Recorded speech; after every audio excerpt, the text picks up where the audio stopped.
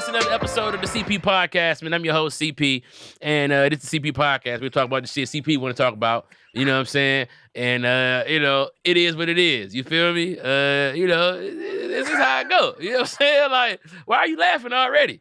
Because you said this is CP Podcast, and, CP talk about what CP Yeah, no, because motherfuckers be in the comments like, man, y'all need to really discuss the reason why. But, man, shut the fuck up, man. This is my podcast, nigga. And what we going to talk about the shit CP want to talk about. And, I want y'all to join into the conversation and talk about the shit that you want to talk about within what I want to talk about. To my right, my partner in the fight. And I'm just joking because she going to be like, we're not disrespecting our people like that. But, you know what I'm saying? They know it's coming from me and not you. This is Maya, Mommy Maya. What's up, Maya? I'm good. I'm a little tired, but I'm good. Man, we just met Roman. You guys missed it. What a delightful baby, man. He's great. Man, that's so dope.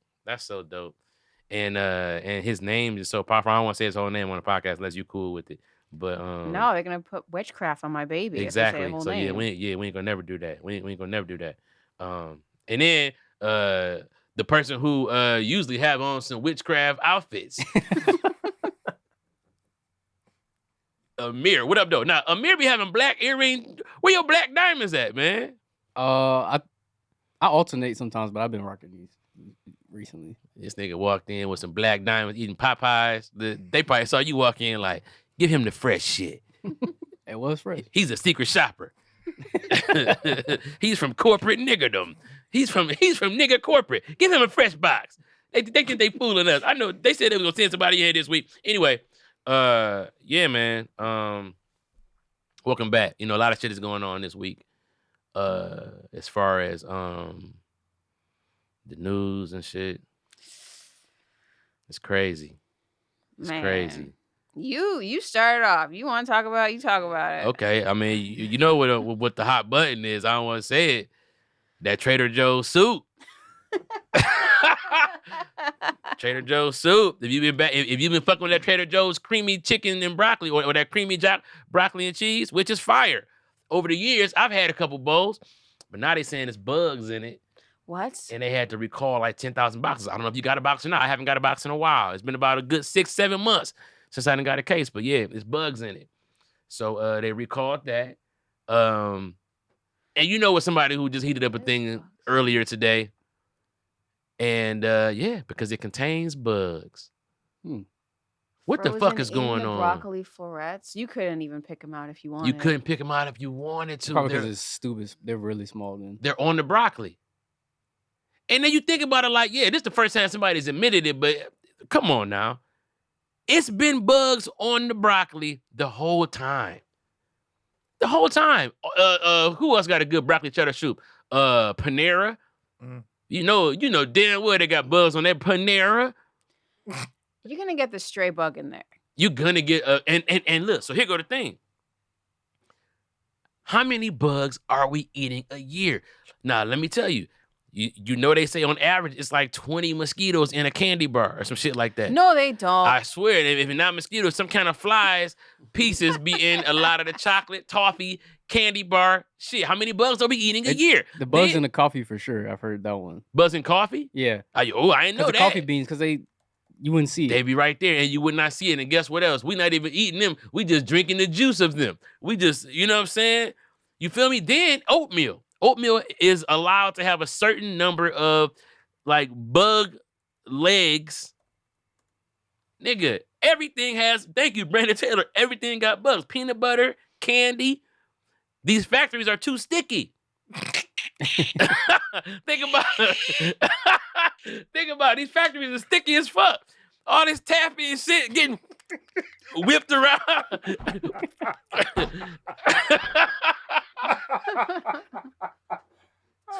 All this toffee getting whipped around. You don't think a fly is like, nigga. Whip the toffee around again. Cause it be all wiggly and shit. But look, so can you imagine you a fly and you tell your family like, look, and the fly mama like, don't you do what I think you about to do? And you like, mama, I ain't never coming home because I'm about to jump in that motherfucking toffee, and for a couple seconds. For a couple seconds, I'm gonna have everything I ever wanted. And it'd be so hot, he cooked. What? Man, please. The Okay. bugs is waiting to get us at the factory. This thing says that we eat, on average, 1 pound of flies, maggots, and other bugs accidentally each year. This is from the Daily Mail. Ooh, Ugh. that's crazy. That's too A much. pound, that's way too much. You ever weighed a pound of Weed, hell yeah. And I'm gonna tell you, that's a lot of and think about it. It's gonna be bigger than a pound of weed because those particles are smaller.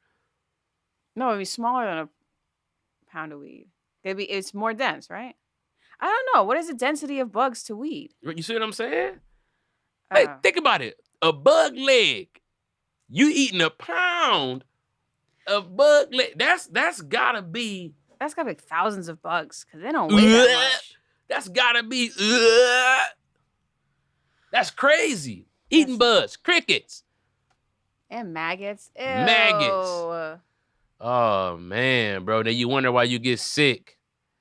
You know how people be like, this always fucked me up. You ever see somebody go to Taco Bell? Like, I found a toenail in my Taco Bell.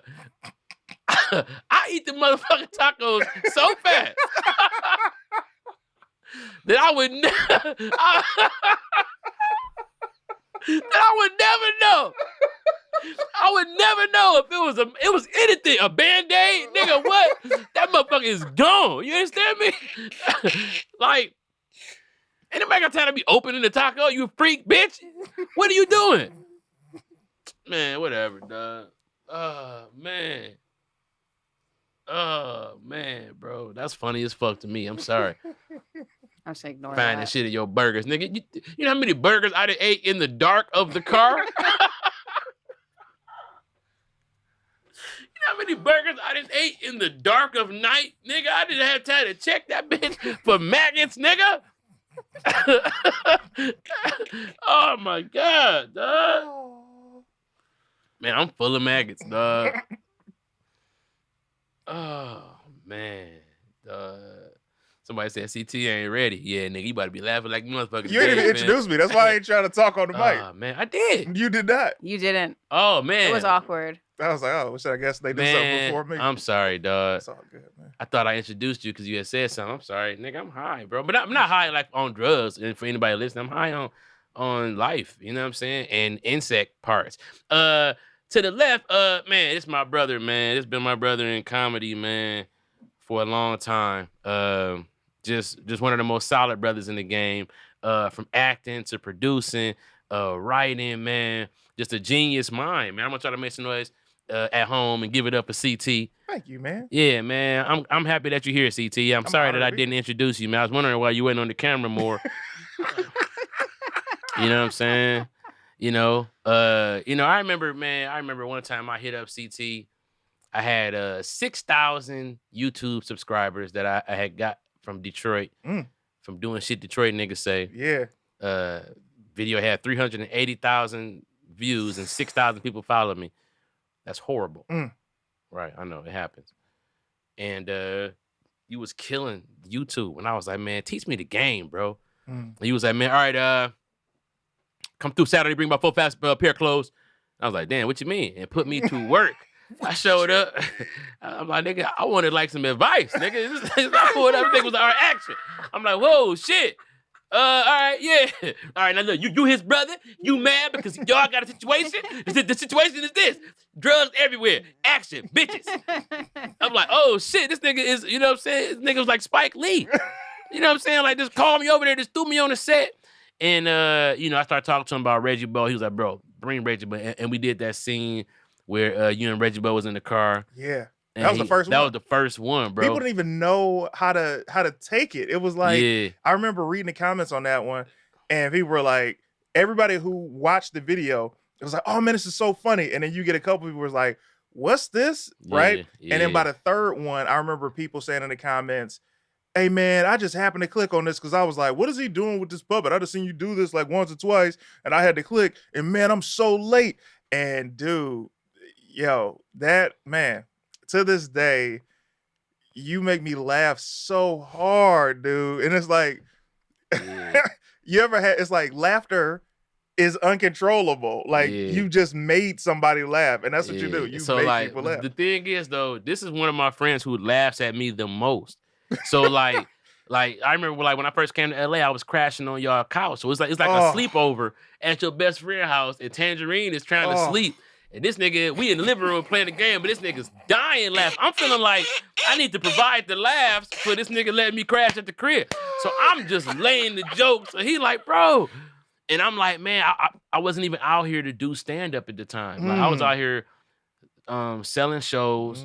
I remember the day I sold my first show, you drove like a maniac because I didn't tell you how far I had to go because I didn't understand LA. I still speak Detroit.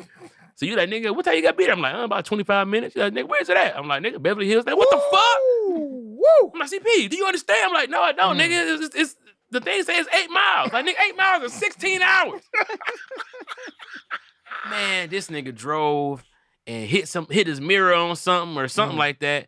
And he had a pickup truck. So I think people thought we was Mexican. They just let us go. They let us laugh. You know what I'm saying? Because he was zooming through that bitch and got me to the pitch and I sold that bitch, man. And You know why, bro? It's like, first, I'm so glad that when you got out here, you at least had me. Like when I got out here, I didn't have anybody. Like there was nobody who was acclimated to the city, or like I had people like Real Battle let me keep my suitcase in his crib Shout and out let to me Real crash Battle. on the floor, but it was like nobody was day to day with me to tell me how things really go. And when you said you had a pitch meeting for a TV show for you to sell, and it was like that much time for us to get from the Valley to Beverly Hills, I'm like, bro, you're not gonna miss this on my account. Like, let's Right. go. Yeah. No tickets. So it No was like we tickets were at already all. good. It was He meant to drove be. that bitch like what's that bald head nigga name who do them movies for the family? Who was Vin Diesel? Vin Diesel. He drove that motherfucker like he was doing that shit for the family. Like nigga, that shit was crazy. But you know, just to your point, like you know, when you in it, sometimes you don't really understand what it means. Like now, as somebody who is out here, you know what I'm saying? I've been out here for the better part of the decade now. Damn. And you know, and I get it, right? Like I remember them conversations, you and Tangerine, they was both like mentoring me, like, listen, don't spend your first check. You get your first season, don't get a car. Wait till the second season, get your car. Then you got to do it. And it was just like, oh shit, okay, all right, You know, and they, but both of y'all, I remember driving with y'all on several occasions where y'all would stop at y'all P.O. box and pick up checks. Oh yeah. And I'm like, God damn, nigga, you know, for a nigga coming from Detroit, I'm like, this nigga is heels with houses on them. These niggas picking up checks. Yeah, got 4, 5 checks. Like, nigga, this shit, you know. And I just remember, like, you know, like, you're right. Like, you are lucky to have the friends that you have. But see, it really goes deeper into your purpose in that you're lucky to have acquired the attributes that you acquired to be the person that you are. You know what I'm saying? It's like, you know, and everything had to come into place so that like you had to be raised the way that you were raised. Like we had to have a lot in common to share a point of view on a laugh. Yeah. You know what I'm saying? Like, you know, we talk about old cartoons and shit that we grew up on, and it's like it plays into that destiny thing, right? We just talking about with Roman, right? Like you give him that kind of name, it's like a name like that, don't miss free throws. Facts. You know what I'm saying? A name like that, it's like, get in there, Roman. Hey, you know what I'm saying? And it's like, you know, so when you start thinking about like your legacy, right? And you know, like it's like, man, so many like variables rely heavily just on things that are seemingly kind of out of your control a little bit. I was reading this really interesting thing. This guy was talking about we have no free will.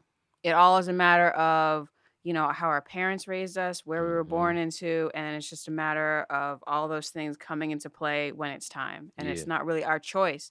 It's, did a mentor when you were 5 tell you the right thing to get you into the mind space to perform at this time? And if he didn't, well, it's not free will. It's whether or not you were prepared properly. I don't necessarily believe that completely, but I see what he's saying. It's all nature and nurture, but at the time, it's not like you made the decision. Like there's Right. anything magical in you to have free will. And that's why you have to, as a parent, you have to pour into your kids as much as possible. And they're not going to want to hear it and they're not going to want to accept it. But you have to continue to lay down like a moral echo Mm-hmm. that's in the back of their minds, because that becomes like a map for them to always go back to in the event that they don't know what to do. Absolutely. Mm-hmm. You know what I'm saying? Like, Yeah. and so like I think about those things, right? I just be like, Mom, leave me alone.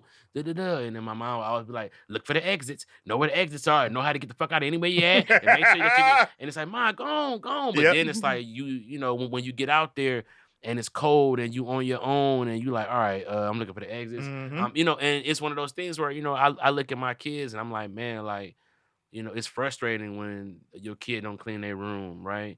But it's not about them cleaning their room right now. It's about the fact that you keep telling them to. Mhm. Like right now, clutter doesn't get on their nerves the way that it gets on a mother's nerves, Right. right? And so like, but one day clutter will get on their nerves. And then that's going to be your voice echoing in their head what you need to clean and how you need to clean. Never think that it's not working. Mm. Like you're raising somebody. You're not the boss of somebody.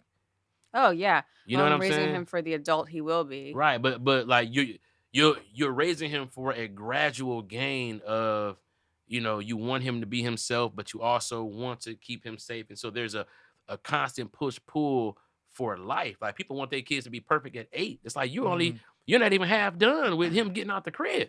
Yeah. Like you're 40% in and you're worried about him being 100% in. You ready for this? Man, you talk about your mother's voice being in your head. My mom's voice is always in my head for so many different things. But right now, the memory that I'm thinking about is when I was a kid, every birthday or Christmas, you get a gift, right? Mm-hmm. My mom would always be like, yeah, and make sure you call everybody and tell them thank you and tell them Merry Oh Christmas. man, And yeah. I'm like, Ma, like, it's so many people to call. Like, I just want to play with the stuff, right?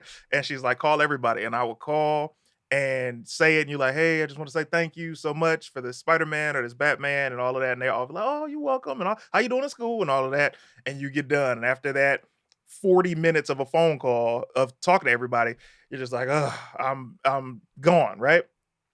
You get older and now I'm the person that is maybe doing something for a nephew or a niece, and I'm like, hey, I done donated to this little football team or the Boston Candy Bars. Where's this phone call? Right? Mm-hmm. And then you start to think about, as you get older, you lose these people. Like all those phone calls that I made as a kid, 90% of them people are gone, like they're dead. So it's like I also had these memories created because my mother made me call these people and say thank you and to be grateful for things that you just look back and you're like, man, I'm so glad she did those things that annoyed me then. Can I tell you what your mother did was, quite frankly, she made you open your mouth and be mature. Yep. You know what I'm saying? And so many kids don't have that ability to speak to adults in a way that make adults, like, you know, being an adult is hard, and we extend ourselves to the children that are in our village. Mhm. You know what I'm saying? And so, you know, like I'm listening. Like, yeah, if I was an adult, I would always make sure that we put CT on the list. Make sure we get CT something for Christmas, because it's like certain kids, you know, like certain kids deserve it, right? Mhm. Like my mom kept me in grown folks' business, right? But it was like it was to the point where it was like she taught me how to be an adult early Mm. by being in grown folks' business, and then kind of like not babying me. You know what I'm Mhm. saying? So like I'm 12 years old, I'm going to start the car in the morning Mhm. and get the snow off of it. Mhm. Might even move it from across the street into the driveway. How about 'Cause that? we lived in a 2-family flat. 12 years old, nigga, moving the car. Mhm. I bet not drive off in that bitch. You know what I'm saying? Like the ass whooping is gonna be waiting. I don't give a fuck if I don't see you for 20 years, nigga. You 32? Okay, remember that motherfucking car? You know what I'm saying? Like, nigga, what? I bet not. But the point is, I would do all of that and then go walk or take the bus to school. Like she had to go to work, and it was Mhm. like, you have to be the man. Like, I have no problem now. Like, I'm not one of those dudes who is complaining about I got to fix this around the house, or Mhm. I got to. It's like it is so ingrained in me Mhm. that a man's responsibility is a man's responsibility. But without my mother ever having to tell me that, Yep. she was single and she needed help, and it's like, well, I love this woman, Mhm. so I'm gonna help her because I appreciate whatever she does for me, and so that transferred into You know what I'm saying? Like that part of my manhood being something that my wife can appreciate. Mm-hmm. You feel what I'm saying? And it's like, yeah, bro, it's like so much of that really depends on your upbringing, but also like it goes back from your upbringing to, once again, it's because it's all on you. Everybody's upbringing. You could have a brother Mm-hmm. that could have been a fucking thug. Yeah. Same mama, same daddy, same situation, right? So you at a young age had to buy in. Yeah. Those are the ones. Those are the ones. And you see it early. Like, you need to know if your kid is going to buy into the system. Like, do you trust me? And if you don't, then you have to know how to play it in a different way too, right? Because now you got to put your kid around people who you have to selectively have what I like to call a satellite trust. Mm-hmm. So now it's like, all right, cool. You think I'm lame? Cool, I'm gonna put you in karate with the karate teacher that I pay, and then I'll talk to him about what you guys talk about, and have to do the backhanded parent shit because you want to be an asshole, and people got to do that too. Yeah. If it's necessary, right? But it's like, yeah, that kid that buys in, that's the one that is the most dangerous, because whatever the program you running, they're buying into it. So it's like, now it's like, okay, those are the kids that are going to show what kind of parent you are. Some kids don't buy in. Yeah, I mean, a lot of it's genetic too. We don't all have the same brain chemistry. Like some kids they'll have a shorter temper. They will get more frustrated more easily. Mm-hmm. They won't be able to think about what effects is my actions going to have on me a week from now. They just won't be able to think about it. Good point. Right. That's a damn good point.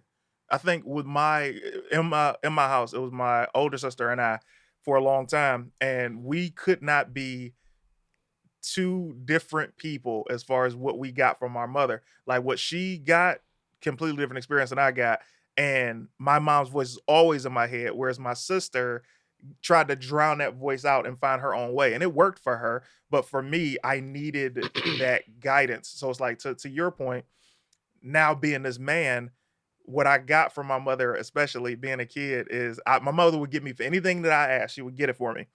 But you gonna hear it.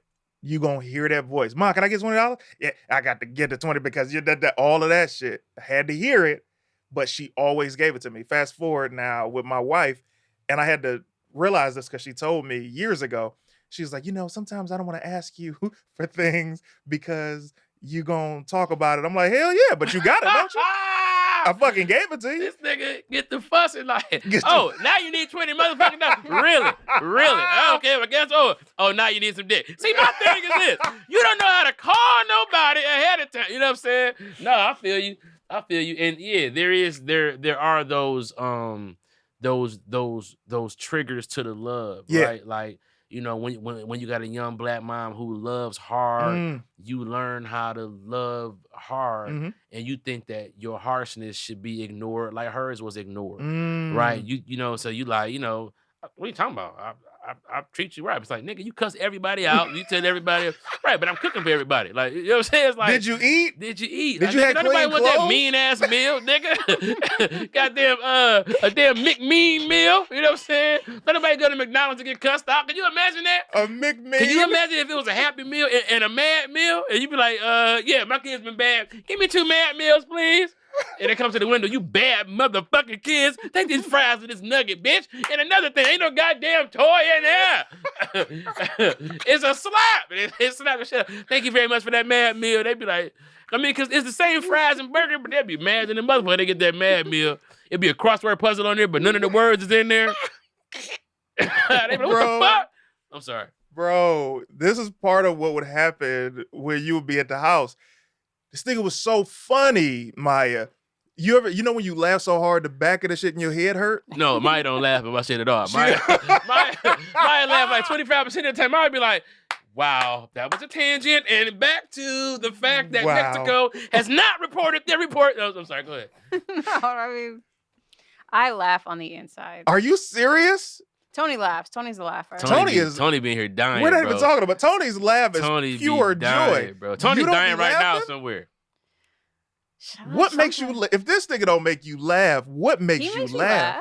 He makes you laugh, but I'm not like. You make me feel awkward. Let's get to a topic. So you don't have the back of your shit ever hurt from laughing? Why are you asking her if the back of her shit be hurting? I can't believe TT? I'm blown away. You're embarrassing me, dog. That's like a nigga asking your wife, like, so wait a minute. he ain't blowing your back out ever? And she like, no. What do you mean? I'm like, why y'all answer it? I'm right here. You like, so let me ask you a question. For real. Like, he don't be. And you like, no. I'm like, what the fuck? Stop asking her. Put it like this, Maya. I'll just say, he would make me laugh so hard. And to this day, he does it. Like, I try to tune him out sometimes because it'll start hurting. But particularly, I've had to tell him on more than 10 accounts, dog, I love you, but please just shut the fuck up, bro. And he'd be like, all right, I got you. And then he'll say something else. No, first of all, I feel like, man, people don't make me laugh. You know what I'm saying? Like, I laugh with CT. When I make CT laugh, I laugh, and then we laugh. But it's like, I would love if somebody come up to my house and was like, joke, but nobody ever do it. Everybody come to my house ready to listen to some shit. Yo, because you're not, man, you gotta understand gifts. I know my gift, right? I know around certain people, I'm going to destroy. But I also know around certain people, I can play setup straight, man, like the best of them. Yeah. Your gift is you're always funny. Yeah, bro. There's crazy. not a time where you're not if funny. If you have not seen me live, man, you need to come to one of my shows, man, because what I'm most excited about is the fact that I've been able to channel that and monetize that. You know what I'm saying? Like, because this was me in class, right? And so if I had a teacher that liked to laugh, then that would be a good year for me. But if I had a teacher that was serious about fucking English, like, bitch, we speak English. This 8th grade. Let us talk, bitch. Goddamn. Like, are we speaking English or not? You know what I'm saying? So it's like, then I would have one of those years where I had to feel bad for trying to be, and I've had jobs, man, I had to work my way up to when I was writing them commercials, bro. They was like, what makes you think that you're creative? Wait, 2 things. Which is one crazy. About the commercials. I'm going to end with the commercial. The second thing, before I even forget it, you as a comedian, you're also a brilliant traditional comedian because the way your bits are, you have these really long bits with amazing payoffs during the bit. Right. Whereas a lot of comedians just have a punchline. Yeah. And you got to listen to the whole setup to get to the punchline. Yeah. With yours, it's a journey. And I feel like if you've done 20 minutes, you've probably done 3 jokes. Like, that's your style. Outside of being funny, blah, blah, blah, the bit is bam. The commercial side, man, answer me this. After you got out of that world, do you watch TV now and be like, this company need my help? Like, are you still like, I think I need to come out of retirement and write a commercial for some niggas? I would love to go back and do like some freelance copywriting for an agency. I mean, just because I just love to create. And then also understand, when I watch commercials, I see the briefs, right? So I can see who they're talking to. I know kind of like the age group. I understand what the message is.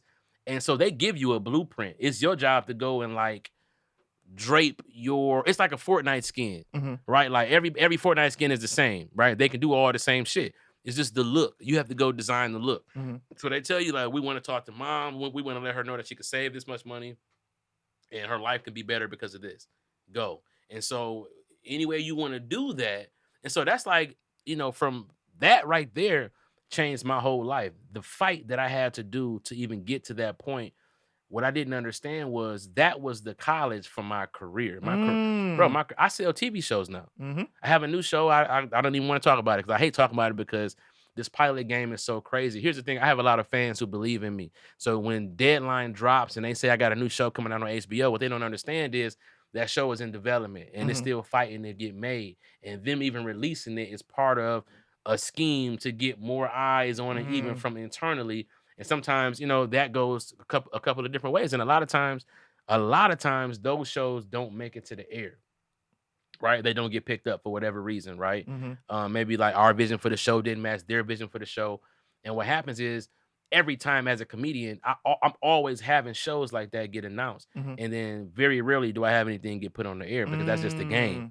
You talk about Dave Chappelle, I think he was Pilot Boy. They call him Pilot Boy, right? And so you talking about, similar trajectory, bro. I like that has become like a pattern that I'm not proud of, right? But it's something that it takes me away from the game a lot. And then to pop back in with no results is always feeling crazy.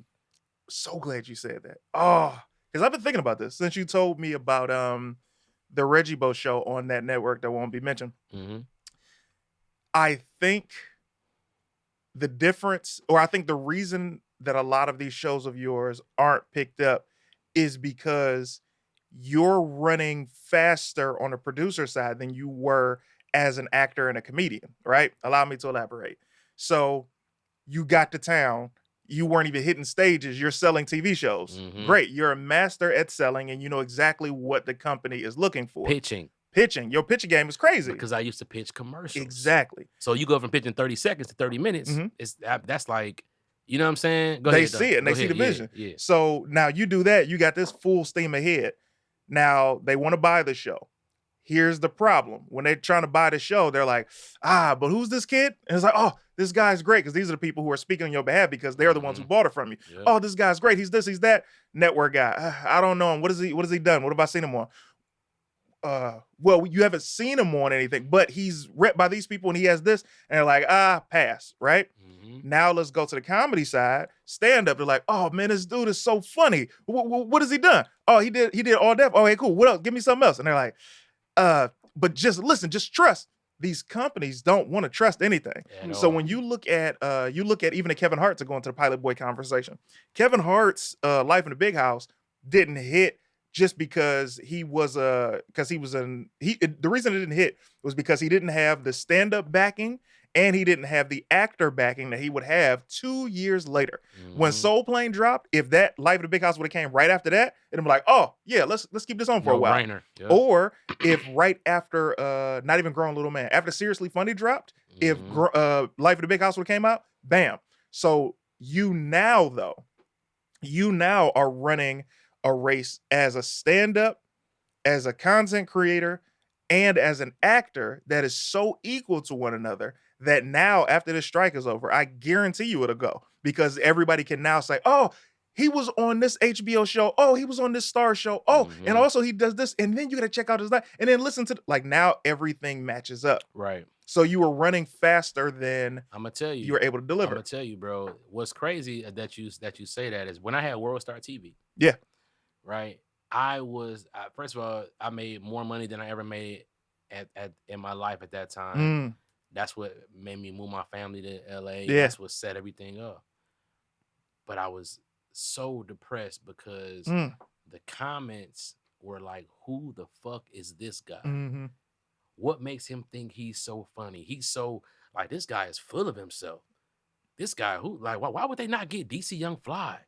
Why would they, what the fuck? Who is this nigga? I'm talking about, and I'm in the comments what the fuck? Did you say that's rude? That's the internet. Rude. That's how these niggas I know, talk but to us. did he make him laugh or not? That's right. it. But that's the thing, though. It was That's how dare I be funny right in front of DJ Khaled, or how dare I, who is this nigga sitting with the Migos? Because I don't know you as in bumfuck Iowa. Bro.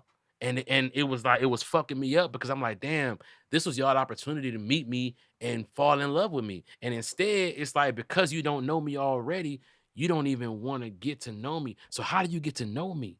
And it's dog, I don't know what the fuck to do. And I was I remember being dog, that made me be oh shit, you step out here, you out here. You know what I'm saying? And so it's damn, they didn't have me on the Breakfast Club. And so now I'm on the Breakfast Club, and dog, I have no leg to stand on. I have nothing to really talk about. You know what I'm saying? It's just that shit, and the interview ended up being classic. Because I was just really being myself, and luckily Charlamagne was a friend of mine at the time and was like, "Look, bro, I'm not gonna embarrass you." And that's dope. I'm like, nigga, thank you, because thank you. What I would hate to do is roast the fuck out of y'all up here for my survival. You know what I'm saying? I would hate to do it. Nigga, I would hate to do it because everybody be mad at me, nigga. But if you pin me in a fucking corner, nigga, I'm gonna be like, you motherfucker. You know what I'm saying? Nigga, you know me. You know me. I'm from Detroit, bro. At the end of the day, nigga, you niggas can embarrass me if you try to, but but I'm sick. You know what I'm saying? It's nigga, please don't try this. For my own survival. Nigga, please. Nigga, I don't give a fuck who it is at this point. But look at who you are now. Look at everything that you've accomplished. Look at everything that you had to. Oh, I'm about to give you this. This is gonna fuck you up. We usually talk about conspiracy theories on here. Oh yeah, man. We just on here bigging each other up. But I'm liking it though. We gonna finish your thought, and then we gonna talk about one thing, and then we gonna go. Okay. Yeah. So this is shout out to Howie Bell and Blackberry in Detroit. Shout out to them niggas, man. So Blackberry told me this quote from Howie once. He was telling me a story about Brandon T. Jackson. Brandon T. Jackson from Detroit popped early on. Like I'm talking about, I started comedy in 05. I think he started in 03 or 04, but he left by the time I was there. You remember that? No, was you there? Me, you, Lil Rail. We had That was a church show. That's when I first met you with Kool-Aid. and we did that church show, but Yeah. then we went over to the Southfield show, and Brandon T. Jackson was over there. And we remember that picture we all got in the dressing room with Brandon T. Oh yeah. And that nigga was talking crazy to niggas. Go ahead, though. Go ahead. But so, and he's been on his own journey. But I remember Brandon had took off with these movies, and all the comedians, like the older heads, were like jealous of that and mad. Oh, it should be. This is the time where older comedians were saying it should be somebody else, because like it should be a DC Young Fly, like people said to you, because they felt like if they had been doing it longer, they should get the look instead of realizing how the business works. So Brandon had got the look, he took off, and Howie said, this is from Blackberry, Howie said, hey man, different people have different dues to pay, right? You might do stand-up for 30 years and then get an opportunity and take off. This dude might get an opportunity today without doing any stand-up and take off, but his dues to pay are different, right? So Brandon started paying his dues in the film industry. You got these magnificent looks, but the dues that you needed to pay weren't there yet. Right. And you end up paying your own dues. And now it's the prize in the box that you open up, which is now your career, because you have a full-on, well-rounded career, and you didn't have a full-on, well-rounded career when you sold that first show. So think of it like that. Right. Or just think about it like this. Some of the best shows that ever could have been are not, because y'all don't know who the people are. Ooh! Touche. And you guys have no idea that they're making a decision. One man is making a decision about the shows that are on TV that could be dope as fuck that y'all actually want to see. People are like, man, where's Reggie? But he need to be on TV. I'm like, yeah, they decided not. They decided not to. And it's like, you know, and you know, the same nigga who directed the Reggie Bull pilot did Power, did all kind of other shit. You know what I'm saying? It's like, you know, so it's crazy. This world that we live in is your opportunity is your opportunity. And everything is all in divine order. Yes, right? That's the truth. All in divine order. It's all in divine order, right? And so when you look at it like that, it's like, man, I like where I'm at right now. I like the fact that, you know, honestly, bro, like to be considered a good stand-up comedian. You're great, bro. You are great. I'm not even going front on you. Like, bro, like that's like, to me, that's all I ever wanted was some motherfuckers to be like, man, the comedy show was crazy. Who's there? Man, what's up? LCT, CP, and that's it. Yeah. And it's just like, damn. So then it was good. You know what I'm saying? And it's like, I came into it so benevolent. Like, yeah, that's all I want is just some recognition and just to be one of the guys. And then it just turned into, you know what I'm saying? Like, you know, something else, you know, in a good way. You know what I'm saying? It's definitely a good time to be a comedian. Ooh, wait until you see yourself 8 years from now. This strike got me feeling crazy. This strike got me feeling crazy because I'm like, damn, I just had Run the World go off the air. And I'm like, man, I'm like ready for the phone calls. And it's like, where the fuck is everybody at? Oh, they had their phone in their hand too. And that strike got announced. And everybody put their phones down. Shout out to Natasha Rothwell too. We got a show coming out next year. It's about to be dope. Nice. Yeah, man. And you'll be able to talk about it because this strike is going to be wrapping up soon. Yep. I ain't going to say shit about it, but when it come out, y'all will know about it. Blessing, dude. All right. So what else we got going on? Maya, fuck our day up, please. Oh, you want the fuck your day up story? Okay, that's a different story. You about to fuck our day up, CT. More than the bugs on the goddamn. Well, yeah, the buzz was fucked up, but. Can I use your power real quick? Of course. Oh, no, my power. My bad. Damn, I'm tripping. I've been here all day, guys. I know, it's all good. So basically, this is a story from a while ago, but they've never figured it out. So they found these two guys. They found them dead on a mountaintop. This is in the 1970s. They found them dead on the mountaintop. They were in matching suits. They had cryptic notes. They had homemade lead masks and a notebook. And this is what it said in the notebook. It said 4:30, be at the specified location. Or sorry, 16:30. So that's 4:30. No, you're right. 4:30. Yeah. And then 18:30. So that's 6:30. Ingest capsules. After the effect, protect metals. Await signal mask. Found near an empty water bottle and a packet containing 2 wet towels. So these were like scientists. Mm-hmm. Sound like some Brokeback Mountain. I don't know. No, because the guy told his wife, yo, I'm going to go somewhere and I'll be back. Said De Cruz informed his wife that he and Vienna would be taking a trip to Sao Paulo the next day. They needed $1,000. So these were like some amateur scientists. They just found him down on the mountaintop wearing these lead masks. Mm. They think maybe they were going to make contact with interdimensional aliens, but they don't know anything. How the fuck did they get interdimensional aliens from that? Yeah. No, nigga, these niggas went up there, whatever they took them out. Facts. Probably with some Fenty. I'm not even gonna lie to you, is what it sounds like. Some Fenty. And, you know, this is no different than those cults that dress up the same way and ingest that poison just so that they can have, quote unquote, go to this next dimension together on, you know. Now, my question is this. But, okay, well, then why did they write that in the note? Like, it wouldn't write, take Fenty, await signal, mask. They're waiting for a signal. After the effect, protect metals, await signal, mask. Right. I mean, but that's not even cryptic. That's what they did. They got there at 4:30. At 6:30, they ingested some capsules, right? After the effect. Protect metals, await signal, mask.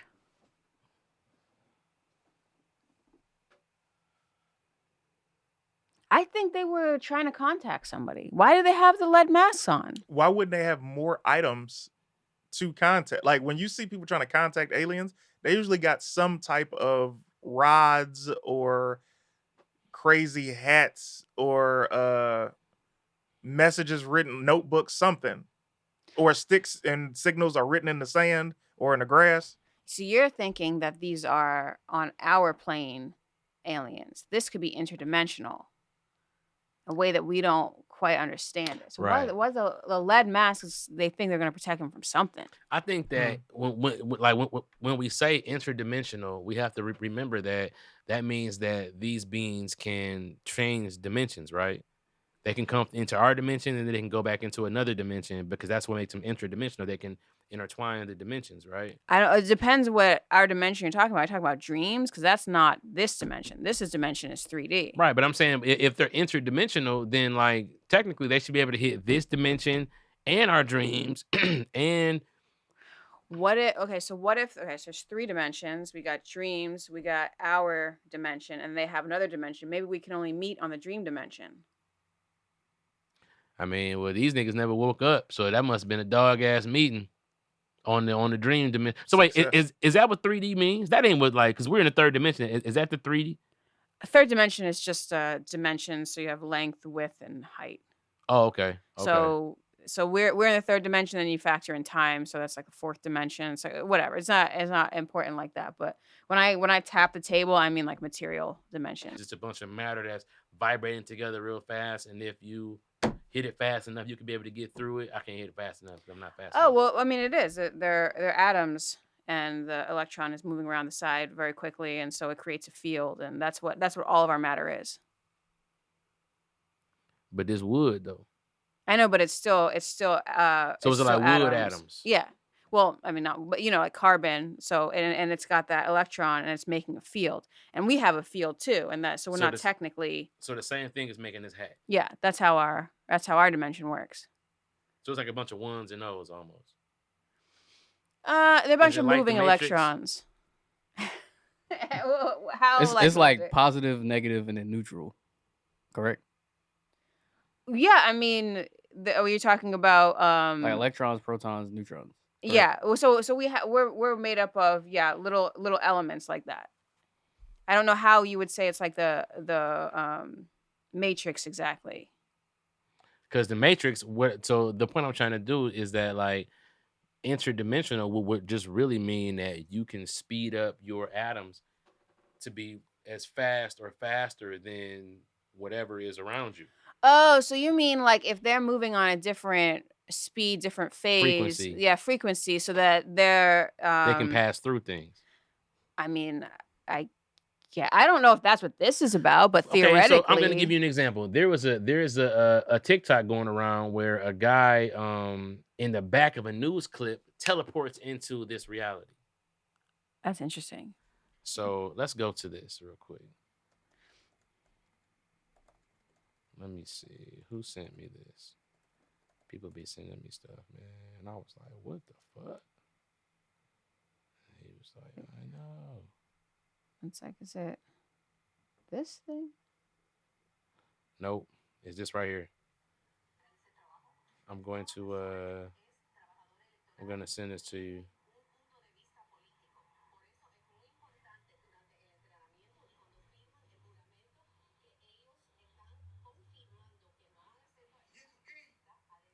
Yeah. So look at this, bro. Look in the background.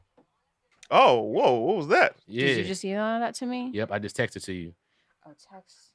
All right. That's crazy. Now you talk about interdimensional beings. That's Wow, and the bubble around them. yeah. And it don't look fake. But then again, movies don't look fake neither. Also, it's like you think different. Okay, when you think of time travelers or people who would have access to that stuff, you picture it being like somebody fly. Like he looked like, Yeah. you know what I mean? A regular dude who you would just never think. Never pay attention to him. Never even think about it, but he just literally just warped into time. Now my question is, like, Let's pull this up. I believe time travel exists. Here we go, right here. Now watch this.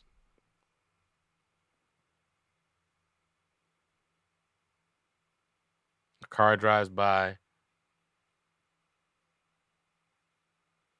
That's wild. Come on, fam. That's look crazy. wild. Time travel definitely exists. And an old man saw it. Think about an old man seeing that. That could have killed him. He said, "¿Por qué?" Well, you heard about that guy who claimed that he was. No, we talked about it. He was a time traveler, yeah. and he hit on all those stocks, and then they took him to jail. And the FBI he turned $300 into $350 million in 2 weeks. 2 weeks on the stock market, bro. Never missed. Taking his money from here to here to here to here to here to here to here to here. And they took that nigga in for question. And while he was in jail, he glitched out like that and was gone. Really? Yeah. So you probably had to leave all this bread in this dimension. Had to leave the bread. Mad about, like, fuck. Had to leave the bread. All my loot. We talked about this guy, this time traveler. We talked about him before. Nah, I don't think so. We didn't talk about him? Hell no. He did like the president of a graham cracker company. Like white Lupin. Well, here at Nabisco, what we have to do is all our sugar treats are good, cane sugar, and we have all the documents to prove it. We're not poisoning anybody. Well, this guy says he was a member of like the CIA secret time traveling thing in the United States as a child. Oh, shit. As a child? Yeah. That makes sense because that's the lady I was telling you about last week said that they were doing this with children because their bodies could like take whatever. Their bodies were more stable when sending them through like these stargates. I don't know. I'd have to see why the bodies would be more stable. The only thing I can think about that children is their bones aren't fused together quite yet. So this dude said he went to like Gettysburg and all this other stuff. Where he said he in the was picture. there. He said he's in the picture. So I'm like, that would be smart to go back and get in some dog ass pictures. Mm-hmm. But here's my thing about time travel, which is I'm about to nerd out. So when the planets are moving through space, like the Earth is not stationary. Mm-hmm. So the Earth is constantly moving through space, and we are not at the same like absolute position we were at any other time. Mm-hmm. So if we traveled through time, how do you know that we wouldn't just pop in the middle of empty space? It would have to be fixed to the Earth somehow. Do you know what I mean? Where's that diagram? I see what you're saying. What you're saying is that the Gettysburg only exists right now. Like 15 minutes ago, we can't get that back, and 15 minutes in the future, we can't go to it because it would have to be the same Gettysburg that it is now. So that little area of the world, like, what world are you going to where it's going to be that year for you to do that on? Yeah, like look at this. So this is actually how we move through space. So the sun's moving, the planets are moving. So something from like 20 years ago, that's way, way, way back on But one do of you those see those 12s. blue lines? Yeah. What if those are the actual time, and you could go back within that line? Wouldn't we still be way back in a different absolute point in space? So let's say we did travel back, wouldn't we just pop in the middle of empty space? No. If time moves like those blue lines, then all of the blue lines still exist at the exact same time. Mhm. So So if you were to you- go back to a time, you would just go into that loop where the time of the earth in that place existed. And then you would have to catch right back up to where the Exactly. Earth is going to be to come back. I just don't understand how we would put the That's how people get coordinates lost. in. Right. How you put the coordinates in? Yeah, how would you say I want to go back to this time? How would you even make those coordinates? I guess I'm not getting how.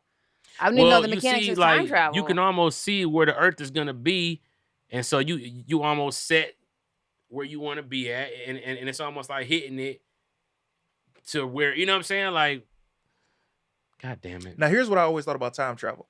If I was able to go back in time, one, do I hold on to my state of mind and consciousness that I have of these memories that happened, right? Mhm. And if I am able to go back in time, do I have to stay in that time period as the person that I was to catch up, or am I able to jump back to who I am now? And if that is the case, if I was able to go back in time, I would go back and live my life all over again. And I would make the exact same mistakes just to make sure that my life would be where it is now. Because I can guarantee that, but I can't guarantee if I don't do that mistake, will that churn my life somewhere else? You know what I mean? Yeah. Yeah. That's like the Back to the Future thing, right? Mm-hmm. I started watching Back to the Future 2 the other night. I fell asleep on the it. best. But like, yeah, that's when, I mean, It's it's like just, he go through there and he started changing shit, and it's like, well, now you don't Yeah, exist. you can't anymore. change anything. Yeah. But what he did do, because this was some dog shit that happened in part two. When he went back to part two and he went back to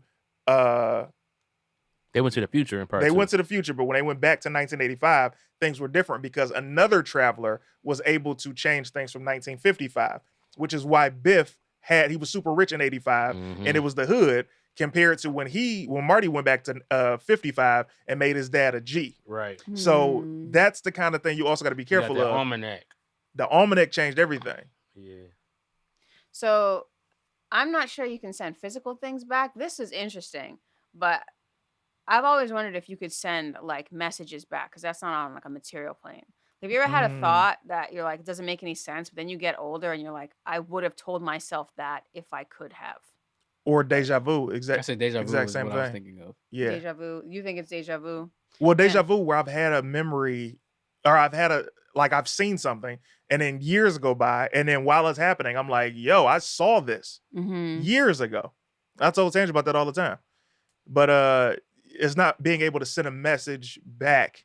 It's more so like you get a quick glimpse of something and you're like, well, what does this mean? And by the time you're living it, it's already too late because this just happened. Right. That's what I hate about deja vu because mine would be so vivid. I'll Yeah. notice something and I'll be like, "Oh shit, it's happening," and then I'm Yeah. stuck in it, and I'll be Stuck. like, "I'm gonna It's jump out of over. this shit." Yeah. And I can't. Can't You jump literally out. can't jump out of You it. can't, but that's what makes you feel like this shit is a simulation. It's Mm. fixed. Like that's where it starts feeling like, oh, this is gonna be the same way every time, unless I do something drastic, like everywhere, everything all at once. But they be like, bite that stapler. You be like, ah, no, you wouldn't do that, and then that fucked up the timeline, and it'll jolt you out of it. So sometimes I bite shit just to be like, you know what I'm saying?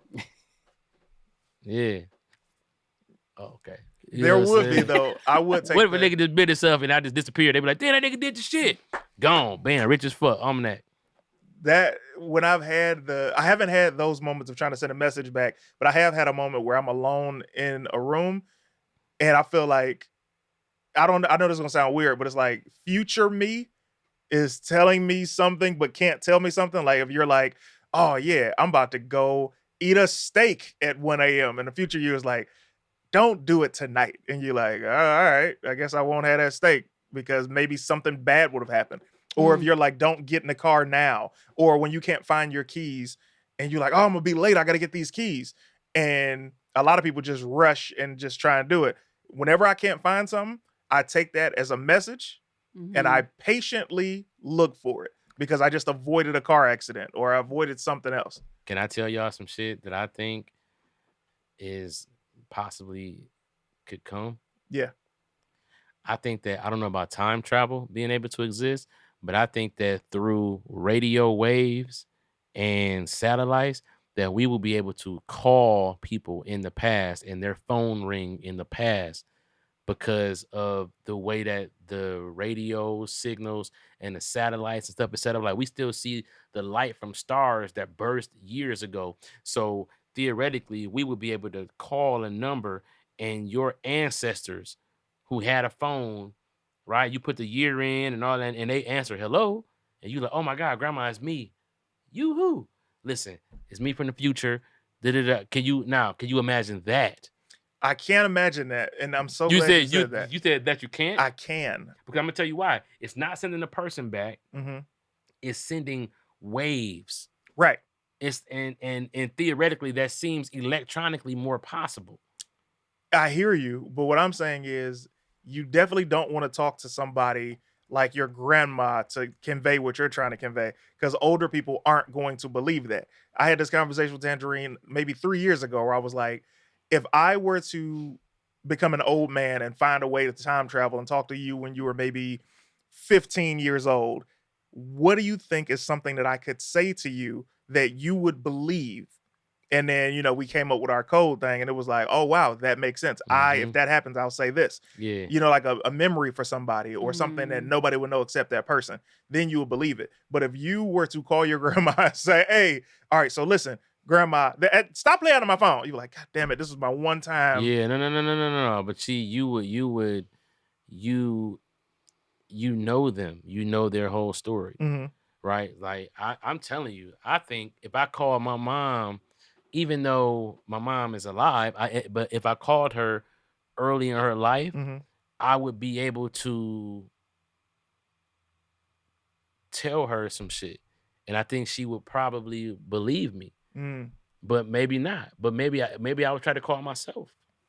Now, would you believe you is a better question.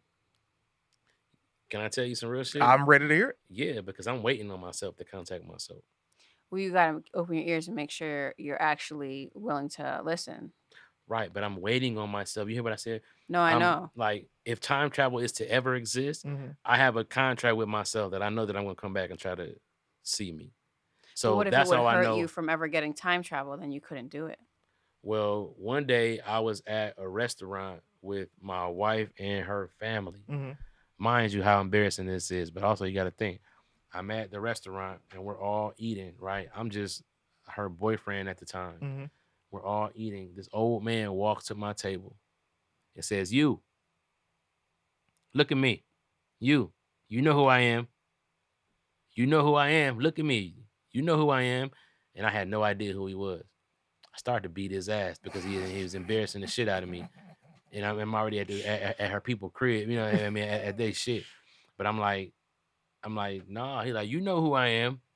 You don't know who I am? And I'm like, no, I don't. He's like, oh, okay, all right. And then, her sisters and shit like, do you know who he is? I'm like, I don't know who he is. What the fuck? And You that think it was was it. you? I don't think. I mean, like, I wasn't looking at it like that. I wish I could remember what he looked like, because if he was handsome, you know what I'm saying, I don't remember. But he probably, I'm gonna be a good looking old nigga. You know what I'm saying? Like, so You got to think, man. Like, I'm glad you said that example. If I am waiting for, which, like I just said, I've already opened my ears to being able to say, if you have a message, future me to past me, then I'm ready to hear it. I'm not that much of an asshole. If that was older you, I wouldn't just say, "Look at me, you know who I am." I would be but like, maybe "Hey, maybe nigga." he could not say it. Maybe he could not say it in front of everybody. Maybe like the rule is that you can't. But it's like if they guess it and they have questions, then maybe they can add. You know what I'm saying? It was like, but it was like he was waiting on me Mhm. to come in there, and then it was just like, who the fuck is this? And he was eating by Mm. himself, and it's like it was just strange. I'm like, nigga, is that God? Like, who is that nigga? You know what I'm saying? And it's like, you never know. And I think about it all the time now, because it's like, on one hand, it's like, man, when you not when you're not where you want to be in your life, it's hard for you to take in any kind of, you know what I'm saying? Like I was trying to blend in, you know what I'm saying? Like I was a struggling comedian and everybody knew it. And you know what I'm saying? It was just like, I didn't want no more attention put on myself from these people, you know what I'm saying? And then it's like, from anybody, at that time. And then it's like, here this guy come and I think now, I don't know, but I do think about that a lot. The fact that like if time travel were to ever exist, like I would want to be a person who contacted myself. Not if that would mess up your future, though. But why would it mess up my future? And then how would I not know that? And why would I risk it if it was going to mess up my future? Because you knew as an old man it was gonna mess up your future, Right. but you don't know now. So now you're waiting on that message, but your old man self doesn't people want always to talk tell about you. these futures, but what about a better future? What about saving somebody's life who you really love? And maybe that might set off the whole world, but it's like, fuck the world. You get into that's the like I was saying with the Back to the Future thing. Like one thing changes so many other things. But yeah. That could easily go. It could be like a positive thing. Like you think it could be positive, but you have no idea what way it could really swing. I ain't gonna lie. When Kobe passed away, I feel like the world changed, like for the worse. Like he passed away, like 60 days later, bro. COVID. It was COVID. But that was coming. I mean, that was a given. Like once it got in America, I was like, game over. This shit's gonna go crazy. Oh, for real? I knew. I was like, I was watching it happen, and it was like, it could never be us. But it was like, oh, it's here in California. I was like, oh, it's over with. It's over. Yeah, by the time we figured out COVID, by the time the public figured out COVID, it was already too late. Yeah. It's just like when they do the zombie apocalypses in the movies. Like by the time it gets to the middle of New York City, it's already done. Anytime it gets to a major area or anything like that, it's because done. The pathways, there's already been so many infected people around. There was just no containing it. But people should have known that, because there were some people, and we were following this on Daddy Issues way, way back in the day. We were following it, and basically we were following it before it became public. And I was like, guys, there's this virus coming out of China, da da da da. So they would have had to pick it up. We started following it, I believe, in January, December of that year.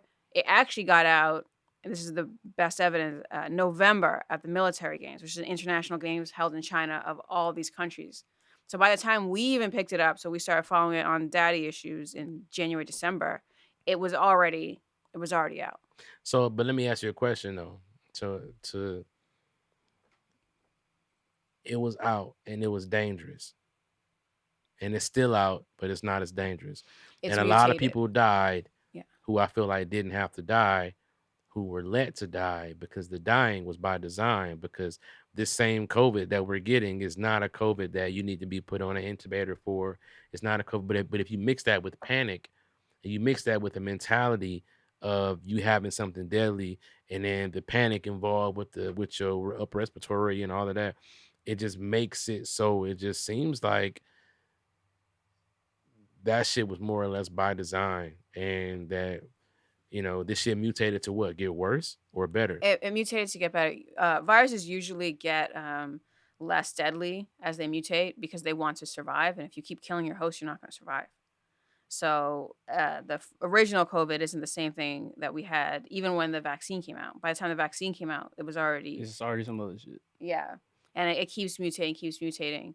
So, but what you're saying is actually a really good point, is that they scared people. They told them, if you get this, you're going to die. We've been over it before. If you tell someone you're going to die, you're going to die, you're going to die, they're going to die. The body has ways of shutting itself down. Even witch doctors. That's how witch doctors kill you. The whole village will come together and they'll say, we can kill you. We're going to kill you, da da da da da. And the person dies of a heart attack. Yeah, they'd be scared as fuck. Yeah. So if a witch doctor ever comes at you, just be like, I'm not afraid of you.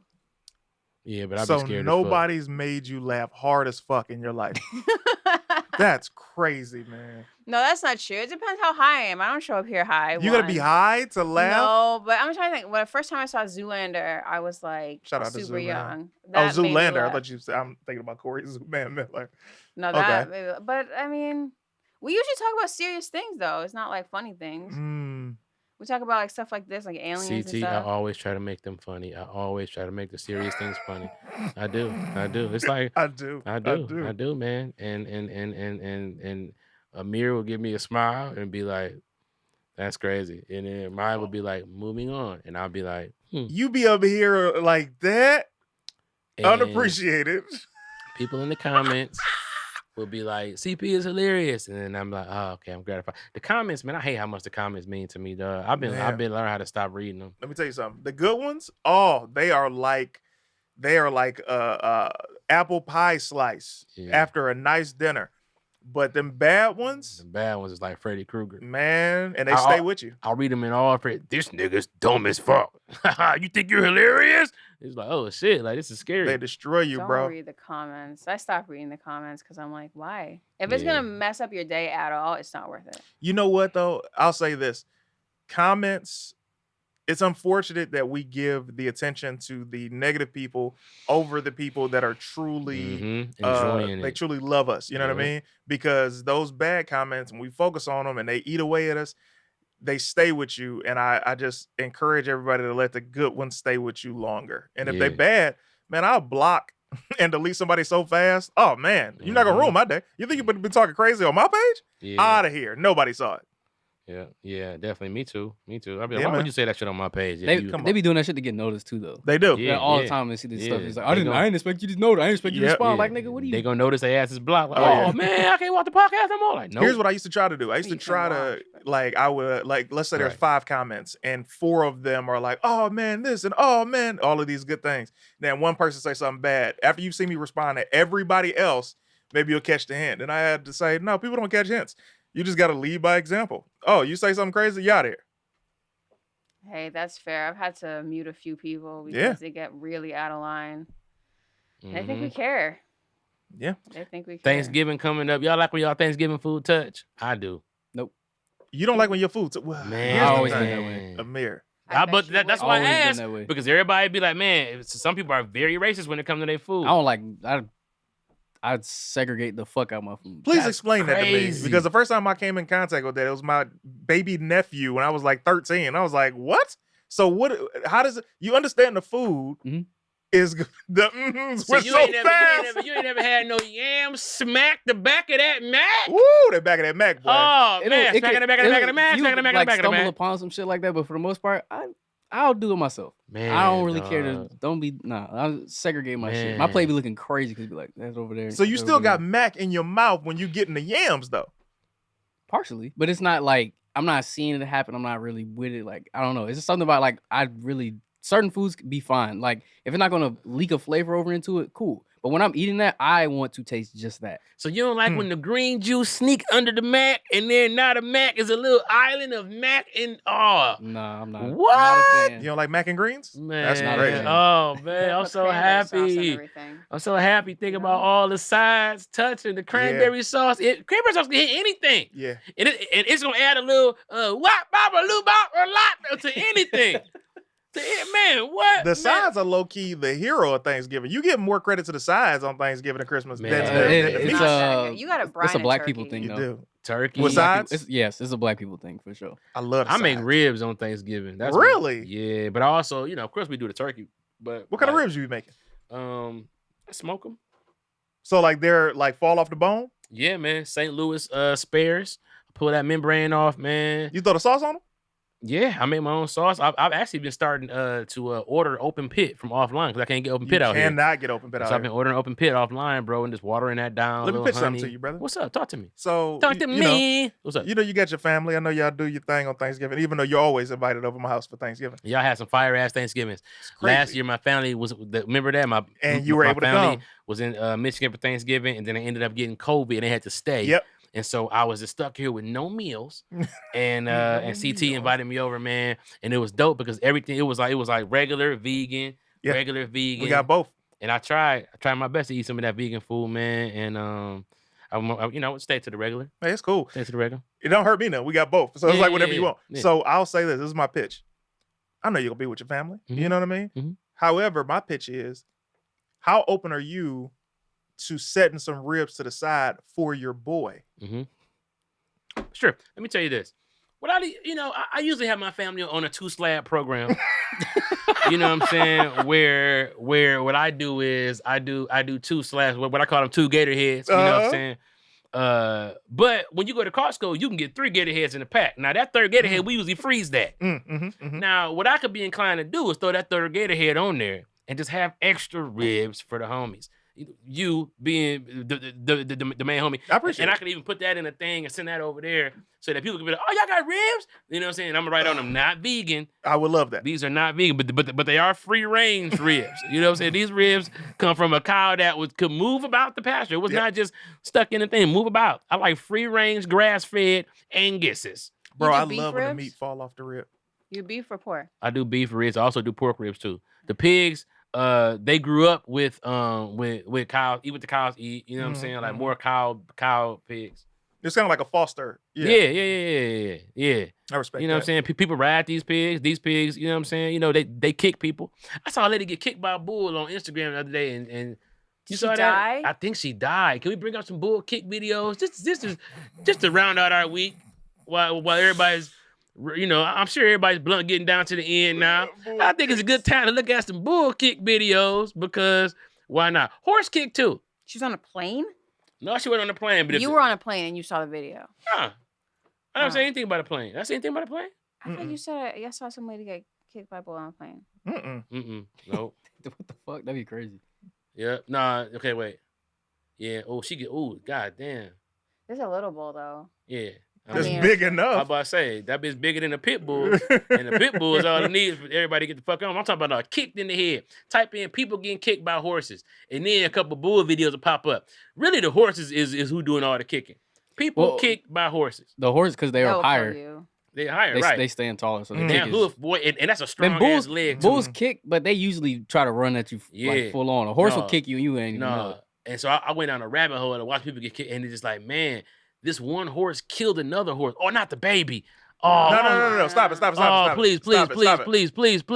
Oh my God, not what the are you baby. doing, Amir? What kind of person are you? Oh, that's Maya. That's Maya. Oh, Maya. I'm sorry about that. Amir. You didn't know I, that, it brother. doesn't. It's not on the thumbnail. The baby's not on the thumbnail. When like you a saw that kid compilation? walking, I was like, oh my God, please, Lord Jesus, we almost got cancer. We watched the video of the other horse kicking the horse and then he killed it. Yes, because they were trying to make these two horses, and man, this is a rule to fellas.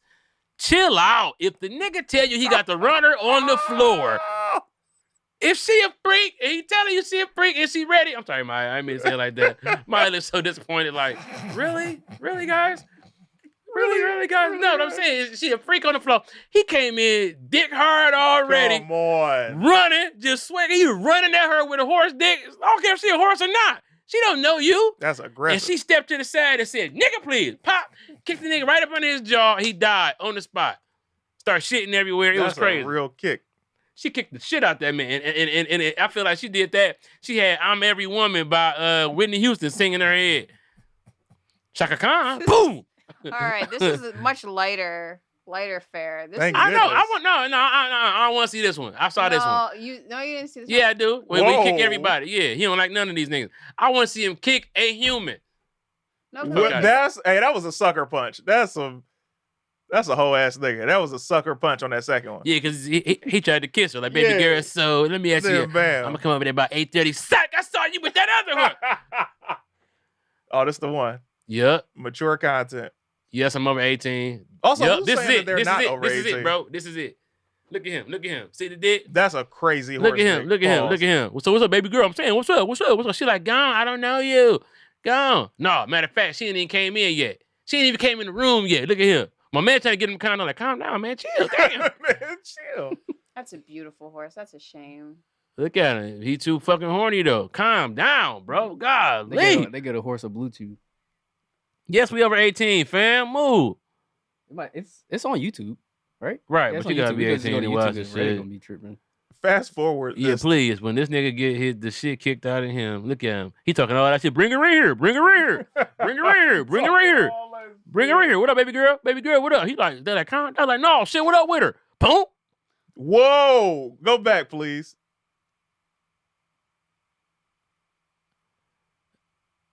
Boom. Damn, I didn't even see her kicky. It She didn't even seem like it was that hard of a kick. Right. Oh, he went down. Look at him shitting. He's shitting and everything. Yeah, he out of there. She got him at the right spot. She did. Yeah. That's why you gotta relax. Golly, calm Bring down. her in here. Bring her in here. Bring her in. Where's she at? Where's she at? Where's she at? That's Bro, crazy. you have to be relaxed. Go, put her over there and let me go over there and be like, hey, my man's over here. He want to talk to you. He said, what's up? Which one? And then I point to you and you look sweet.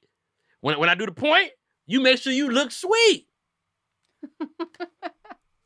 No, that's Damn. so that's the handler's fault. She wasn't ready to mate again. I could see that. Like, well, Shut up, Sugar Wolf. You don't even know these people talking about she wasn't ready to mate again. How the fuck do you even know these people? God, people in the comments be killing me. You don't even know this fucking horse.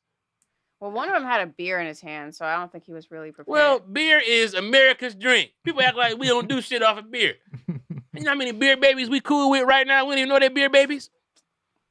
That's sad. Meg the Mayor doesn't have the same. It's Meg the Stallion. Yeah. You know what I mean? Yeah, but the Stallion is a nigga, I right? know. That's the thing. Yeah, they ain't gonna trick me with it. She thick, but she still got some questions to answer. Why you named? You know what I'm saying? That's like a girl coming out like, give it up for Felicia the Fireman. You'd be like, Felicia the Fireman. Fireman. But she come out like, whoa, yeah. We be like, oh shit, we don't give a fuck. We'll see a fireman. But this bitch name is Felicia the Fireman. Felicia How can the you explain that? Fireman. Yeah. Give it up for Felicia the Fireman. Her new hit single, Squirt You Hoes Out. I heard you hot at me. You want some smoke? Squirt you out. Squirt you out. Squirt you out. That'll be a hit of these ignorant ass songs. Squirt you out. Felicia the Fireman. Squirt you out. Squirt you out. You should make that song and put it out as a joke, and you'll get a #1 record. Oh, #1. Platinum plaque. First of all, I do this shit for the kids, okay? I'm not finna do no crazy shit like that, but if anybody got the studio time and an engineer on deck, with a beat, with a beat, you know what I'm saying? Amir can do it. Amir, make the beat. Squirt you out. Squirt you out. Be the producer on it. And we'll get Sexy Red on it. You know what I'm saying? Bend that ass over. Let that coochie breathe. Women everywhere are. Can you imagine Maya Angelou here? And I'm so glad she ain't here for this bullshit. We have to explain that to her. Watching her be frustrated with these young. So I think you'd be very surprised to know the history of Maya Angelou. Oh, she's let that coochie breathe? Oh, for sure. What? The people who are like big, they're political, they're big minded, they're revolutionary, whatever. These people are liberated as hell. Yeah. There's no way you can really be that kind of person without my it. So. coochie used to Maya be. Angelou, people use her as like the respectability person. It's like, oh, she was back in the day. She was throwing that thing I around mean, too. everybody a freak. That's what people don't understand. They they act like, Martin Luther King had a bunch of hoes. How you know? I heard it's true, but it's like, you wasn't even know social media. So that means y'all motherfuckers was nosy. You know how nosy you had to be to know how many hoes Martin Luther King had? It just The FBI. But yeah, the FBI That was their on his job, you head. know. That was their job, huh? They probably, man. But you being the like, that kind of thing, like if people do it on the regular, if you just a regular person, imagine being like the fucking basically like the leader of black people in general. No matter where you go, like what I say is the word. Yeah, right. It sounds like he a nigga too, he'll cheat. Like I don't know, it made sense to me. It was shocking when I found out, but it was like, you know what? It makes sense. It's fucked up, but it makes sense. And if there are any women in here who want to bend that ass over tonight for me and Jesse. How old was Martin Luther King when he died? 39. 39, yeah. Yeah, that's a young man, dude. Yeah. I mean, also, Malcolm X didn't cheat. I'm not talking about either. I'm just saying he was a young man. Hopefully I don't think not. Malcolm X cheated. But to be fair though, Malcolm X came from more of here's the thing. Malcolm X came from a criminal background. So he got his fucking out a lot in them streets when he was out there. And I think he got his fill. I think that when you're a guy like Martin Luther King and you come up noble as he did, and he was probably one of the first church celebrities for real, right? And that set the tone. You look at all these church niggas now, you can't trust these niggas. These niggas be fucking all the women. You know what I'm saying? These church niggas, these deacon, she's giving out that dick and dick. You know what I'm saying? And so, I think he was an early iteration of that. I'm not trying to throw no salt on Martin Luther King. That's fucking horrible. You know what I'm saying? Because, it's like, anybody perfect, right? But what I'm trying to say is that, like, it's very, very feasible that having an upbringing like he did, I think he got exposed to a lot being a fucking megastar. Like he was just as popular as James Brown or, you know what I'm saying? who Smokey Robinson or somebody like that at that time, and had the same fan base. And them hoes going to the Smokey Robinson concert. I'll be going to see Martin after this. Same dress, same big ass bloomers. And next thing you know, she don't know how to be a fan of nothing except for how she know how to be a fan. She made you a plate.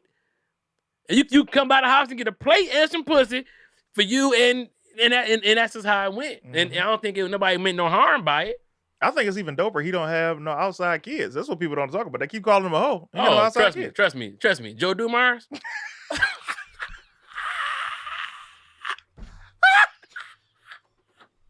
Bring up a picture of Joe Dumars. Tell me this ain't Martin Luther King's son. Bring up a picture. Joe Dumars. Look at Joe Dumars and tell me that ain't Martin Luther King's son. Born 63. Joe Dumars, bro. Joe Dumars, man, please. Born in Louisiana. He was right down there with his marching. Joe Dumars. Dumars. Anyway. Bro, he had the city on fire, bro. Who, Joe Dumars? Yeah, when he was in control and he brought the money into the city, what was that, like 03, 04? Yeah, and he brought that championship. He brought us the championship, bro. Well, we got 3 championships from when he was there. We got Eastern Conference, and we got the finals, and then we got another Eastern Conference. We just didn't get the second finals. Yeah. You know, I feel like if back-to-back finals, we just didn't win that second one. 04, 05. Right, that's what I'm saying. We got the 3 championships. She left Robert Ory, and that was that. Man. Why didn't they get them boys more money to just keep them? You see that this team is working. Yeah, that boggled my mind. Well, you know how sports goes, bro. Everybody started to look at that. Oh my God, that's I wouldn't say that it's not possible. I think they just got that look. There's certain people like back in the day. They both got them preacher cheeks. Back in the day, niggas was looking super old. Sam Cooke looked so old when he passed away, and I was like, he was only what? How old was he? Like 20 something. Sheesh. When he died, and he looked like he had to be like 40 or something like that. Didn't he die right after that song? He only got that one song out. Sam Cooke? Yeah, Change Will Come. He didn't get a chance to hear. No, he had more songs though. But his big hit, he didn't get a chance probably. To. But yo, it's like, okay, so look at like Wilt Chamberlain and Otto Porter Jr. 2 people who it's like, now you know, Wilt Chamberlain had what, 20,000 women? That's what he said. He slept, bro.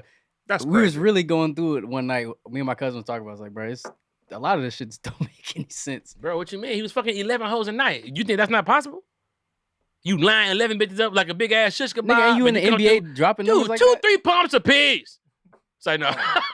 And he didn't have no kids. That's what made me be like, oh, hell no. He had to have kids, He bro. doesn't have any kids. Bro, look at Otto Porter Jr. Otto Porter Jr. All right. No. Maybe. Come on now. Put a See mustache on it. I see it. I see it. Yeah, sure. what you mean? But it's like, but the thing is, like, he supposedly slept with all these women, dropped all these points. There's no video of him dropping a 100-point game at all. I mean, I believe bro, he did it though. I'm not saying he didn't do it, but it's just like, bro, like all of these things is kind of crazy. Like this man is really a myth. When did he die? Wilt Chamberlain. It says 1999. Oh yeah, it's possible then. But he had no kids, 20,000 women. First of all, 20,000 women is a crazy number. He supposedly slept with 20,000 women. This man was one of the most dominant players in basketball. Period. Yeah, dropped 100 points in the game, and obviously he wasn't playing against white boys. Yeah, he wasn't playing against like the real, like better teams and stuff like that. But I was like, bro, it's just ridiculous. A lot of those was white women for sure. So that's 30. Wait, so you could get through if you went through like, one a night. Talking about 1,000 every 3 years. How So he 30 didn't? years. He lived to be 63. Let's say he started doing all this shit when he got to college, maybe. I don't know. Trying to calculate that shit, I don't know. So that's if you had a woman a night, that's 54.8 years. Of A year? One woman a night. If 58 years of a woman a night. If and you he had only one lived- different woman a night, that's He died when he was 58. No, he died at 63. But she was saying if you had a woman a night, on Okay, so average, let's it would say- take you let's say- 58 years to get to 20,000. Okay, so About hold on. 55. That's about Oh, 55. Yeah. Right, but it wasn't one woman a night. Even Magic Johnson said Magic said that he would have 6 at a time. 6. 6. I mean, that's I can No, believe no, it. the this is physical Magic feat. having 6. Magic wasn't Wilt. But like physically. What? So all right. So I'm gonna have to get all vulgar. Like, what does that count? What does it count to have a woman? Because 6 in one night is Hey, is it sounds like quite it's a throwing an lot. orgy or something. Yeah, it's a fucking orgy. Of course it is. Yeah, but like for the man, a woman can do whatever. She doesn't have to do anything. But for a man, he's got, he's got to do that 6 times. That's quite a lot for Well, He one. probably here go just the put. He thing, probably though. just like put something in her or whatever. Yeah, like, put a couple penetrate. pumps on So these That's- bitches. it's not the full thing. Probably not, no. It's probably not. I don't think he was. I don't think he was having six nuts. If So I was if we gonna need to say, say 6 it, nuts a night. I don't think it was all nuts. But no, like I don't think he was having 6 orgasms every night. But I think that one session, you watch a porno, this nigga's fucking 2 bitches, and then it's one cum scene. Yeah. So you got 6 women, and then it just be one. All right, I'm done. Mhm. But he's like he did something with each one of them, which would make sense. Is probably why he got. Okay, let me ask you a question. Somebody make you a big ass Thanksgiving plate with everything on the plate, and you eat a little bit out of all of it. Did you not eat, or did you eat, You ate. nigga? Yeah, I get it. 20,000. You know what I'm saying? Nah, back in his day, I heard. Well, in his day, he is who popped the league off to be as nasty as it turned out to be. Like he who popped it off because after him, they said like back in the day, the Bulls. When Jordan first got there, it was just cocaine and, just cigarettes. And, they said Magic and them was fucking the cheerleaders at halftime. It just sounds like a lovely day. That's crazy. Anyway, I think some of these niggas got their DNA. I think that if you are in the NBA, you have to give them some DNA, and they're going to continue to keep making players off of you because that's my opinion. I'm never going to stop thinking that. That's my one conspiracy theory that I feel like nobody talks about, but it's like these niggas, like, why would you let this business go out of business if if you could just literally keep cloning these guys with different faces? So that's a clone. You know what I'm I can saying? see that. He's not nearly as good. But that's not what it's about. You always take the chance, but you have so many of them, right? Some of them might be good, right? But think about it. Think about how many number 1 pick busts. How do you be a number 1 pick like Kwame Brown, but you a bust? Like you that much of a bust? You wasn't a bust in college enough. They didn't. College see basketball is so different, right, though. bro. But I'm talking about, come on, dog. Like some people just not ready for that. They're not built for it. Like you get to the point where you got all the lights, all the lights on. You not built for it. Built. Built. I'm sure comedian people like in the comedy world or whatever that you saw like their progress coming up, and then when they got to the big stage, what happened? They weren't built for it. Well, that's different because I know that you hurt my feelings, nigga. Goddamn, I done had a couple shows, but I feel like what you trying to say, nigga? Was there nuts or was it not nuts? It's like, nah. The comedy is a skill. So to do stand-up is a certain skill. Now, it does not take a skill to land certain opportunities, right? So you can see a comedian get something like The Tonight Show, or we used to always use this example for Chris Tucker. As I was coming up in comedy, the old heads would always tell me Chris Tucker made it off of 7 minutes and he had 15 minutes, but he didn't have an hour when he got famous, right? So that's an example of the people coming to see you, but you don't have the time to entertain them. You could always get them to buy the tickets once because you get them to come again. Now, of course, Chris has the time now. It's been 30 years. But with stand-up, if you get to that moment where the lights are on you and you don't perform, you bomb, that's fine. But that wouldn't be a bust because, all right, you could do a show an hour later and get a standing ovation. Eddie Murphy, what was it, Raw? No, yeah, it was Raw. He taped 2 nights. The second night he destroyed, and that's the one that we see as the movie.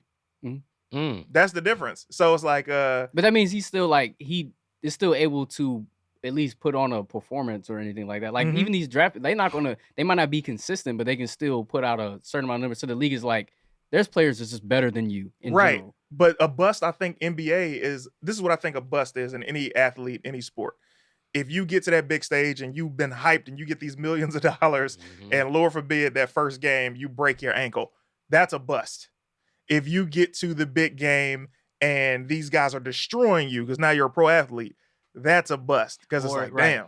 or if based on what you've done in your resume compared to other people's resume who are going to the league and who have been to the league, right? So like, let's say like Draymond Green wasn't as hyped as Kwame Brown coming into the league, but look what Draymond Green turned out to be, right? But then you got people like what's my man's name? He went to Ohio. Greg Oden went to Ohio State, was fucking a 7-footer, played in the championship game with one hand, other hand wrapped up. He going crazy. Got to the league and he looked like fucking Sully from Monsters Inc.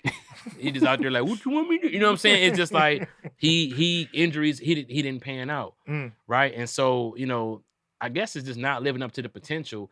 And the potential is hyped on, I think, your pedigree. Like, for example, like they know that Zion Williams is really Serena spliced with LeBron, and nobody want to, you know, what if that's the case? You know, he's like an experiment with the correct amount of ligaments, and his like they know shit that we don't know. He should be jumping out the gym, he should be whatever, but he's lazy and he's hungry all the time. And so that is like, oh, that fucked it up. Fuck it. You know, we throw him away and get another one. This one is a little bit of Carmelo mixed with you know, Naomi Osaka. And this, you know, and it's like they could be doing shit that we don't even understand because it's these niggas' business. Like, we keep not running out of tall niggas to go to the league. We just keep not running out of them. Some niggas just pop up out of nowhere. Zion popped up out of nowhere in high school, dunking on everything as a fat nigga. We like, who the fuck is this nigga? like they just put niggas out. Ben Simmons. We kind of like, who the fuck is this? Like, bro, he looked lazy as fuck at LSU. His game looked slow, just like it is now. And they was like, oh, he's the next because of his pedigree. They know that what's in him is going to surface at some point because they put it in him. And it's like, cool, when it comes out, we'll see it. Just a thought. It might be whatever. But check it out. That's another episode of the CP Podcast, man. It's always the questions, always the hypothesis, never the answer. Because if you got the answer, they're coming to kill your ass probably. So all we got is the questions. You feel me? We out of here. That's Maya. That's Amir. Thanks, CT, for being here, man. You always welcome back, bro. Come back and fuck with us, man. For real. Talk some shit. And yeah, we out of here, man. Peace.